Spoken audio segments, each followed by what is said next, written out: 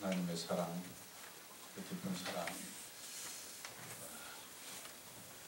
우리가 어떻게 그 사랑에 응답해야 될지 날마다 순간마다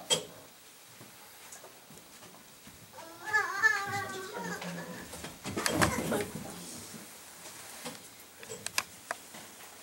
오늘 기도해 주신 목사님들의 모든 피조물들이 하나님의 아들들을 초대하고 있습니다. 대림절 셋째 주일입니다.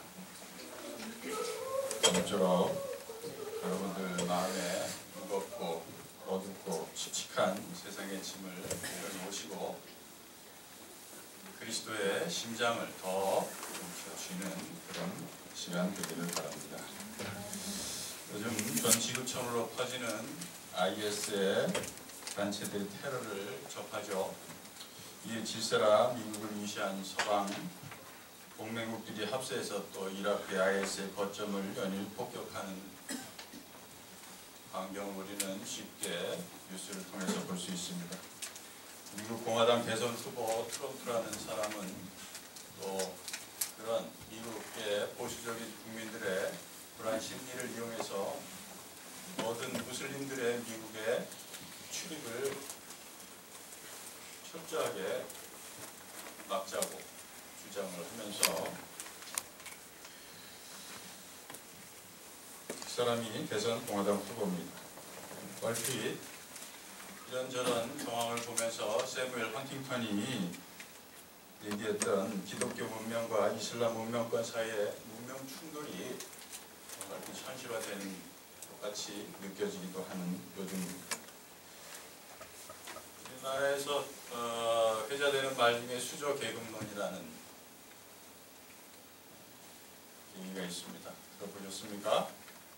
부모님의 재산의 정도에 따라서 금수저, 은수저, 동수저, 그리고 그것도 저것도 없으면 흑수저, 또 태어났다고 해서 수저 계급론이라는 말이 있는데요.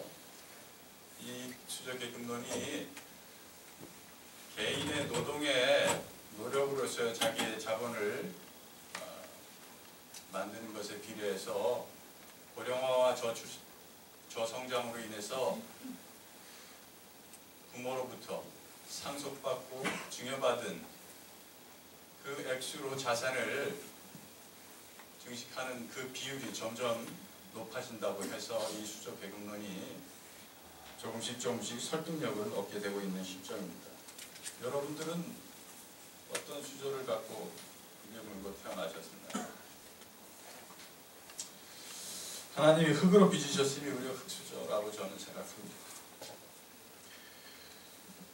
여기에 또 더 하나 회자되는 말이 헬조선이라는 말이 있습니다.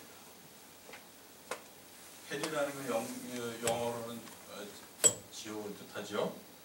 한국이 지옥에 가깝고 전혀 희망이 없는 사회라고 여기면서 2030 세대들에게 자주 인터넷으로 회자되는 말이기도 합니다. 이 땅에서 기필코 우리 크리스찬들은 천국의 삶을 살아야 하는데 기독교인들은 어쩌라고 이렇게 헬조선이라는 말 할까요? 이 땅에서 천국의 삶을 살지 않으면 결코 사후에 천국을 들어갈 수 없습니다. 치열한 약육강식의 경쟁사회 속에서 그 어디에도 좀처럼 마음 줄 곳, 정 줄 곳 없는 시대가 요즘입니다. 그래서 현대인들의 내적 불안, 외로움, 인생에 대한 무의미, 권태 등은 거대한 쓰나미가 되어서 SNS를 떠돌고 있습니다. 한 번도 오프라인에서 만난 적이 없는 팔로워들의 트윗과 리트윗, 히트수와 자기가 올린 내용에 대해서 좋아요에 목을 매며 연신 그것을 확인하며 순간순간마다 일희일비하는 그런 군중들이 허다합니다. 경쟁하며 치열하게 그날그날의 에너지를 다 소전시키면서 사는데도 불구하고 표면적으로 순간적으로는 즐거움을 얻을지 몰라도 삶의 궁극적 의미를 찾지 못해서 막연한 불안감에 시달리는 현대인들이 태반입니다. 이들은 사랑이 뭔지, 삶의 진정한 의미, 가치가 뭔지도 모른 채 세상 가치에 휩쓸려 지내는, 그러다가 어느 결엔간 무의식적으로 들어앉은 삶의 권태와 자기 존재의 의미 없음에 어찌 해야 될지 난감해하며 불안해하는 것이죠. 그래서 요즘 시중 서점가에는 심리학자 알프레드 아들러의 개인 심리학을 다룬 미움받을 용기라는 책이 올해 최고이자 역대 최장기 무려 41주 베스트셀러에 올라 있습니다. 한번 읽어보셨습니까?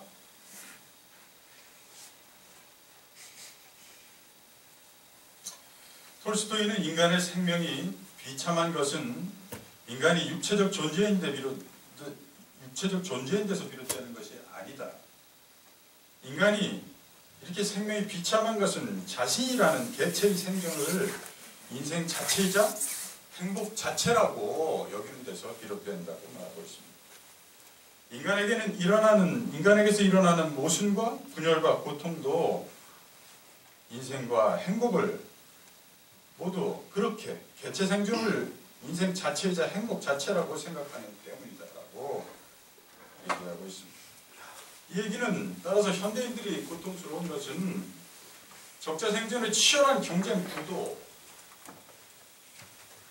그 구조 속에 그리고 또한 내동댕이 쳐진 개인이기 때문이고, 경쟁으로 인해 동료를 철저히 타자화해버리고 또 자기 개체 생명이 어떻게 해서든 살아남아야 하는, 그래서 자기 영달만을 피하고 그렇게 되는 것에 있다고 봅니다. 쉽게 말해서 자기만 생각하지 이웃은 안중에도 없다는 것입니다.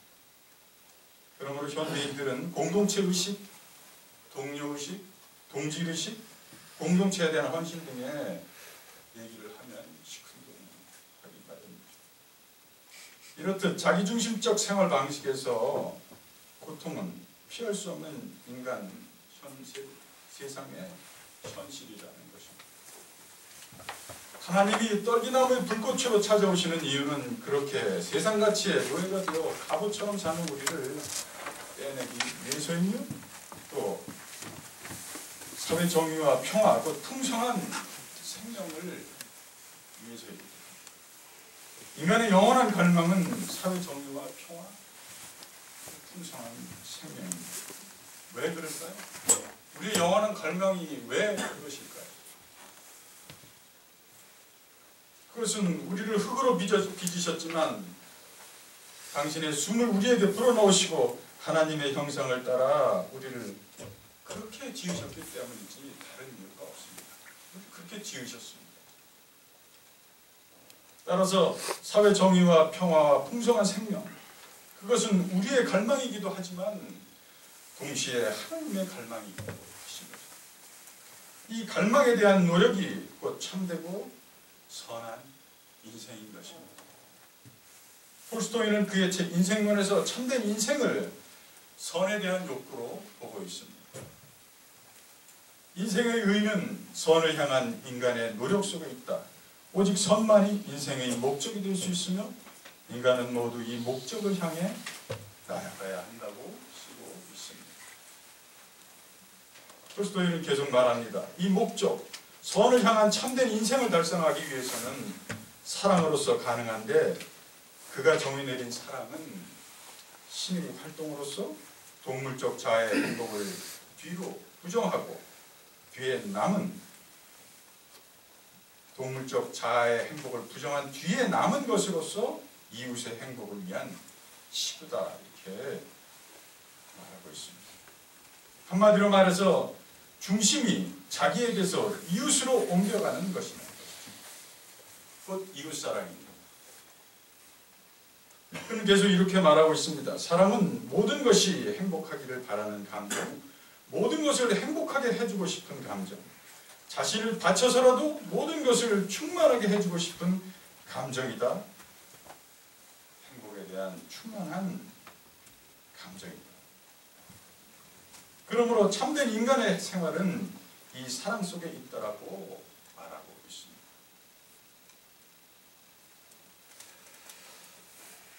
모세야 모세야. 오늘 하나님이 김박성을 가지고 이렇게 우리를 부르십니다.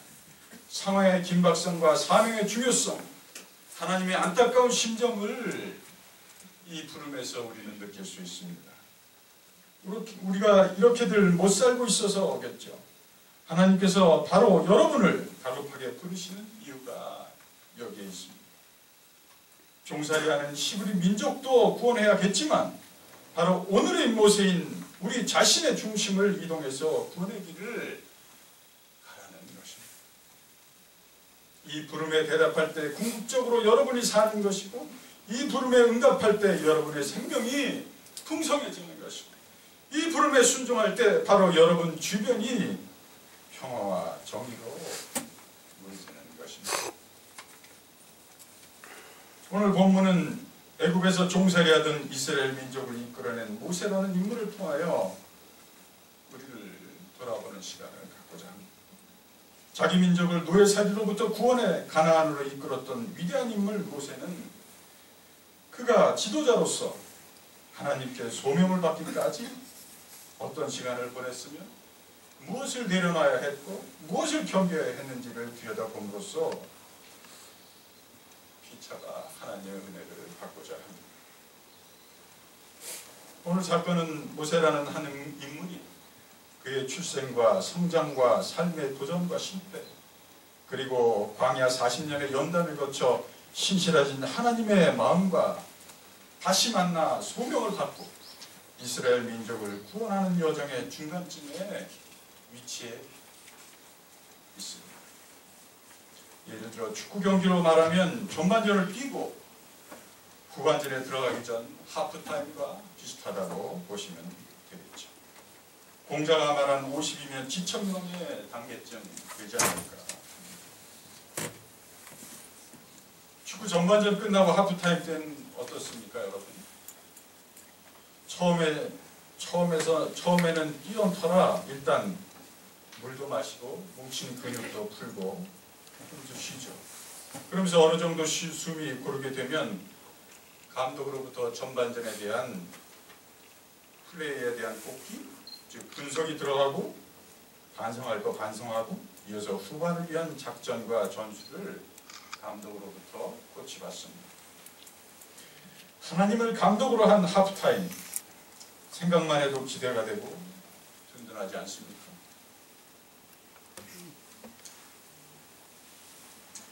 미디안 광야 40년, 그가 40년의 연단을 하며 벌여야 했던 것은 무엇이었을까요? 40년 전 모세는 자신을 스스로 이스라엘의 구원자요 재판관으로 여긴 적이 있었습니다. 젊은 한때 정의감 하나만을 가지고 애굽인이 자기 동족인 히브리 민족을 괴롭히는 것을 보고 에브리인을 쳐 죽여 모래에다가 몰래 묻습니다. 다음 날은 히브리인끼리 다투는 것을 보고 그들의 중재를 나섰는데 히브리인들이 모세에게 강변합니다. 어제는 애굽인을 쳐 죽이더니 누가 너더러 우리의 주제를 관장하는 사람으로 세웠느냐.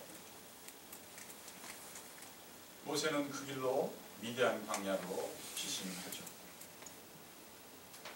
하나님은 당신의 백성을 구원하기 위하여 40년 광야 생활을 거쳐 철저히 자아를 내려놓게 하십니다. 그야말로 모세라는 이름의 의미처럼 물에서 건져짐을 받은 새로운 피조물이 된 것입니다. 최고의 권력과 지성을 갖춘 애굽 왕가의 자제로 자라난 그였지만 그 모든 젊은 혈기, 세상적 권세와 권력과 지성을 내려놓고 겸비하게 되기까지 그는 미디안 광야에서 양치기를 하며 40년의 고독하고 기나긴 광야 생활을 보냅니다. 사실 그 누구보다도 히브리 민족의 고통에 가슴 아파했던 사람이 모세 아니겠습니까? 그러나 철저한 자기 비움의 연단 과정 없이는 아무리 작은 일이라도 안 된다는 것을 모세는 미디안 광야 40년의 연단을 통해서 뼈저리게 느꼈을 것이죠. 또한 그가 동시에 천착한 것은 모세는 종살이하는 자기 형제들의 고통에 같이 아파했고 그들을 어떻게 하면 구해내는데 골몰해가며 어떻게 하면 구할까 40년 광야를 생활을 그것을 천척하며 보내지 않았겠습니까? 하나님은 모세에게 자기 자신을 위한 플레이를 하지 말고 팀을 위한 플레이, 동료를 위한 헌신적인 플레이를 주문하신 것이죠. 두 번째 하나님 코칭은 순결함을 주문하고 있습니다. 5절에 내가 선 것은 거룩한 땅이니 내 발에서 신을 벗으라고 말씀하십니다. 참되고 선한 인생을 살고자 하는 사람에게 하나님은 순결함을 갖추라고 요구하십니다. 정결함, 순전함, 오염된 것들을 정리하고 온갖 풍상을 견뎌낸 후 스스로 서되 오직 하나님만을 의지할 줄 아는 사람, 죄와 허물로 오염된 자기 자신의 에고를 깨뜨리고 순결하고 겸손하게 하나님께 나아오는 사람, 이것이 잘 안 됩니다. 자기를 내려놓는 것이, 그래서 순결하게 스스로 하나님의 형상의 모태로 돌아가는 것이 잘 안 됩니다. 그래서 우리는 가다가 넘어지고 동료에게 때로는 부덕을 끼치고 서로 상처를 주고받고 하는 것이죠. 그러므로 더러움이 묻은 힘을 심은 채 거룩한 사명을 수행할 수 없는 것입니다. 이것이 하나님의 소명을 받은 자의 마땅한 자세입니다. 하나님은 경계에 임할 때 다른 생각하지 말라는 것입니다.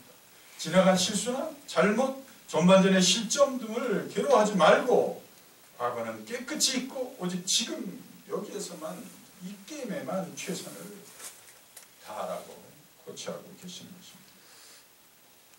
세 번째 코칭은 7절 하나님이 말씀하십니다. 내가 애굽에 있는 내 백성의 고통을 정령히 보고 그들이 그 간역자로 인하여 부르짖음을 듣고 그 우고를 안다. 그들의 괴로움, 그들의 비탄, 그들의 슬픔을 안다고 말씀하십니다. 여기서 안다라는 히브리어 야다는 본래의 의미는 직접 보아서 확인한다는 뜻입니다. 이 말은 단순히 지식적이거나 추상적으로 인지하는 데 그치는 것이 아니라 뼈저린 체험을 통해 속속들이 깨닫게 된다는 의미로 사용되는 단어입니다. 이것을 한마디로 얘기하면 공감이라는 말로 표현할 수 있을 것입니다. 하나님은 후반전에는 공감의 능력이 더 필요하다고 우리에게 고치하시는 것이죠. 동료의 눈빛과 동료의 몸짓으로도 어디로 움직여서 어떻게 플레이할지를 간파해서 협업하는 플레이. 더 나아가 상대팀의 의중과 전술까지도 간파하며 플레이를 하라는 하나님의 주문입니다. 영국의 종교학자 카렌 암스트롱은 모든 종교의 윗자리에는 아픔이 있으며 그 아픔을 공감하는 것이 종교의 가장 근본적인 가르침이다라고 얘기하고 있습니다. 공감은 동정이나 연민과는 다릅니다. 공감은 내가 그 사람의 삶의 밑자리로 내려가 서로 부둥켜 안는 것이고 함께 고통받는 것이고 같이 아파하는 것이고 같이 손을 맞잡고 끝내 일어서려는 의지가 공감입니다. 그래서 공감은 능력이라고 합니다. 그것에 비해 동정이나 연민은 나의 지금의 자리, 자기의 있는 자리는 그대로 유지하고 고수한 채 남의 어려운 처지를 자기 일처럼 딱하고 가엾게 여기는 마음이 동정이요? 그저 상대가 불쌍하고 가여운 마음이 연민인 것이죠. 하나님이 인간을 당신의 형상을 따라 지으셨다고 한다면 그 형상에서 그나마 이 부족한 우리 피조물인 우리 인간이 하나님께 다가갈 수 있는 길은 아마 공감하는 능력에 있지 않을까요? 다른 무엇으로 하나님께 가까이 다가갈 수 있습니까? 다른 무엇으로 다가갈 수 있을까요? 로마의 시스티나 성당 중앙에는 천장화의 네 번째 부분에 있는 아담의 창조란 미켈란젤로의 천지창조 작품이죠. 그 중에 네 번째 있는 아담의 창조를 미켈란젤로는 가장 마지막에 완성했다고 하죠. 우측에 하나님은 케루빈, 아기 천사들의 둘러싸여서 있고, 그에 비해서 좌측 아담은 완전한 누드로 표현되어 있습니다. 하느님은 오른쪽 팔을 뻗어서 생명의 불꽃을 아담에게 전달하고 있고, 아담은 왼쪽 팔을 뻗어서 그것을 받아들이고 있는 순간을 묘사하고 있죠. 하나님과 아담은 마치 서로 거울에 비친 반영처럼 닮아 있습니다. 저는 이 그림을 보면서 하나님이 아담에게 공감의 능력을 주시는 순간이라고 느껴졌습니다. 그 능력이 둘째 아담 예수가 우리에게 그리스도가 되신 이유이기 때문입니다. 마지막 하나님의 코칭은 무엇일까요? 12절에 하나님이 이제 정금같이 나온 모세에게 말씀하십니다. 내가 정녕 너와 함께 있으리. 임마누엘. 신실하신 하나님은 사실은 언제나 우리 가운데 계십니다. 단지 우리 인간이 자기를 내려놓지 못하고 뒤틀린 마음으로, 왜곡된 시야로 하나님의 음성을 듣지도 못하고 하나님의 존재를 보지도 못하고 하나님의 생명을, 하나님의 불꽃을 감지하도 못하기 때문이죠. 13절에 모세가 또 하나님께 묻습니다. 하나님이 나를 너희에게 보내셨다 하면 그들이 내게 하나님의 이름을 물을 텐데 내가 저들에게 무엇이라고 대답하리이까? 하나님이 모세에게 말씀하십니다. 나는 스스로 있는 자니라. 스스로 있는 자가 나를 너희에게 보내셨다. 스스로 편지하시는 하나님께서 언제나 우리의 후반전 경기에 우리와 함께 하시는 것처럼 완벽하고 확실한 것이 어디 있겠습니까? 팀원들과도 하나가 되고 코치와 감독과 선수들과도 하나가 되고 언제나 임마누엘인 이런 코치가 어디 있겠습니까? 이런 말이 있습니다. One team is the best player라는 말이 있습니다. 다른 그 무엇보다도 하나가 되는 그것이 가장 잘하는 베스트 플레이어라는 것이죠. 이런 조건 하에서 승리를 못하겠습니까? 당연히 인생은 승리입니다. 종교는 자기중심주의를 극복해내는 것이 종교의 참된 가르침입니다. 이 자기를 내려놓는 마음, 중심이동이 이웃에게로 향한 사람이 참 신앙이며 하나님이 보시는 자입니다. 성 프란체스코의 기도처럼 주여 저를 당신의 평화의 도구로 삼아 주소서라고 이러한 자세로 내 이웃에게 중심 이동이 된 성도에게 하나님은 언제나 임마누엘입니다. 요한복음 5장 19절에는 예수님의 경기, 예수님이 어떻게 경기하시는지 잠깐 볼까요? 예수님도 이렇게 고백하십니다. 아들이 아버지의 하시는 일을 보지 않고는 아무것도 스스로 할 수 없는 곧 예수님의 마음밭이 오로지 하나님의 마음과 일치하기에 스스로 하는 일은 하나도 없고 온전히 하나님의 일만 하신다는 것이죠. 또 나아가서 요한복음 14장 10절에는 나는 아버지 안에 있고 아버지는 내 안에 계신 것을 내가 믿지 아니하느냐. 내가 너희에게 이르는 말이 스스로 하는 것이 아니라 아버지께서 내 안에 계셔 그 일을 하시는 것이라. 아버지와 나는 하나다라고 고백하고 계십니다. 예수님은 그렇게 플레이하신다는 것입니다. 26절에는 아버지께서는 자기 속에 생명이 있음을 자기 속에 생명이 있음 같이 아들에게도 생명을 주어 그 속에 있게 하셨구나. 따라서 예수님도 자기 에고의 원대로 안 하시고 자기 속에 받은 참 생명 그것으로 플레이하신다는 말씀인 것이죠. 요한복음 5장 30절 이하에는 이런 말씀이 있습니다. 내가 아무것도 스스로 할 수 없노라. 듣는 대로 심판하는 나는 나의 원대로 하려 하지 않고 나를 보내신 이 원대로 하려는 거로 내 심판은 의로움이죠. 우리는 쉽게 요한복음에서 온통 임마누엘의 플레이이신 것을 볼 수 있습니다. 이렇듯 하나님은 여러분을 불러서 모세처럼 예수님처럼 후반전을 이렇게 임마누엘의 플레이로 임하라고 코치하고 계시는 것입니다. 로마서 8장 16절에는 성령이 친히 우리가 하나님의 자녀임을 증거하시나니 자녀이면 또한 상속자여 우리는 그리스도와 함께 하나님이 정하신 공동 상속자입니다라고 사도 바울은 고백하고 있습니다. 바로 여러분이 예수님과 공동 상속자들이십니다. 로마서 8장 19절에는 피조물이 고대하는 바는 하나님의 아들들이 나타나는 것이다라고 고백하며 여러분을 간절히 만물이 기다리고 있음을 말하고 있습니다. 이게 바로 여러분을 하나님이 부르시는 이유입니다. 하나님은 여러분에게 모세처럼 자기 민족을 구하라고 요구하지 않으십니다. 하나님은 여러분에게 온 나라를, 이 나라를 구하라고 명하지 않으십니다.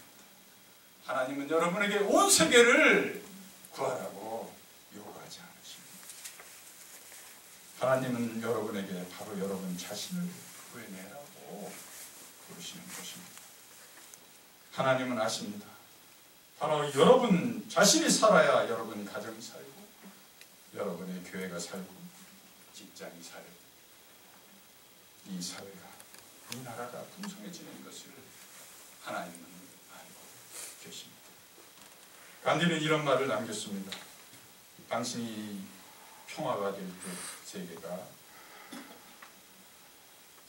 평화가 가능합니다.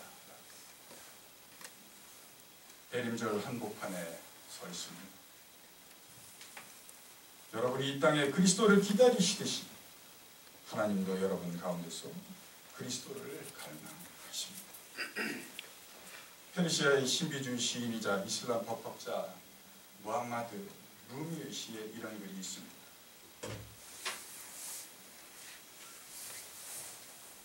계절이 겨울이기 때문에 앞을 조금 바꿨습니다.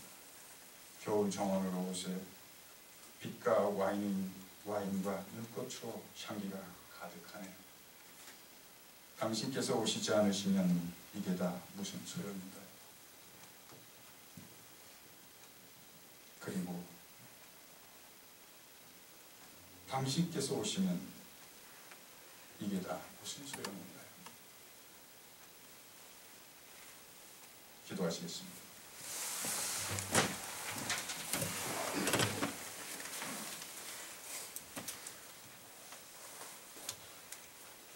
모세야, 모세야.